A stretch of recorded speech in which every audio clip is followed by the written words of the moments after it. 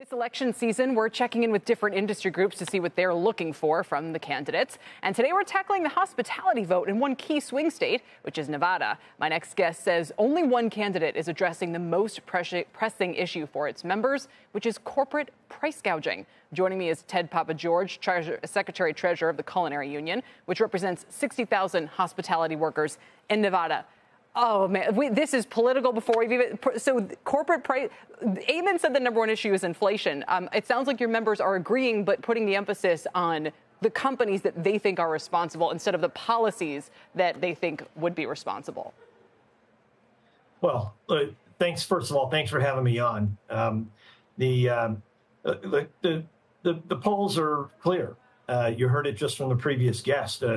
Like the cost of living, inflation is a top issue, and over again with the polls. And the real issue out there is that you've got one candidate, and that's the vice president, has an actual plan, an actual program to take on the cost of living. And, you know, and I want to be able to say this, that, you know, our economy was crushed by COVID. The Biden-Harris policies brought the economy back, and especially in hospitality, saved our jobs and brought our jobs back.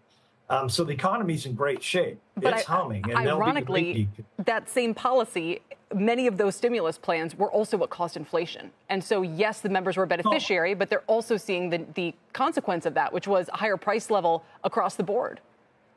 Yeah, that's a popular talking point, but we disagree with that. We think that what happened is that these large companies, and when you talk about the price of food, gas, and housing, what's happened is you've got big food conglomerates, big oil, Wall Street landlords taking huge advantage of the situation. And that's the price gouging that the vice president is talking about. We've been talking about that for a couple of years. And 2022 was the number one issue, when we're on the doors talking to workers and our members in the 22 election, was the cost of housing, to own a home or to pay rent.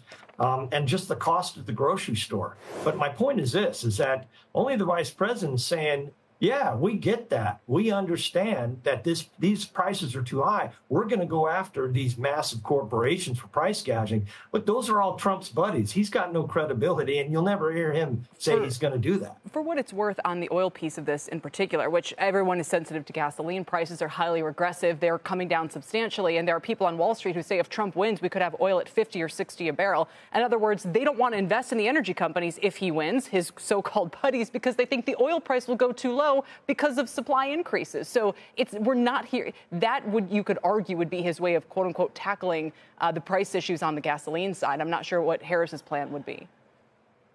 Look, gas already is down. That's a victory for the vice president, and she'll claim it in the debate tonight. It's down, and what's going to happen is that the idea voters want to understand if you're going to fight for them. And the vice president, she came to Las Vegas. She was very clear. She talked about raising the minimum wage for all workers, taking on this issue of taxes, eliminating taxes on tips,